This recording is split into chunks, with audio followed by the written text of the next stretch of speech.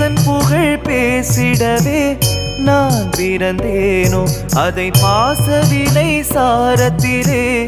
ஏன் மறந்தேனோ ஈசன் புகழ் பேசிடவே நான் பிறந்தேனோ அதை பாசவினை சாரத்திலே ஏன் மறந்தேனோ ஆசைகளை வேஷங்களை நான் விடுவேனோ அந்த மாசகன்ற சோதியனை சேர்ந்திடுவேனோ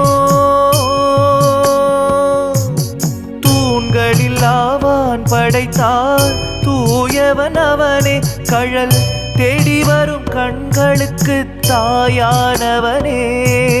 தூண்களில் ஆவான் படைத்தார் தூயவன் அவனே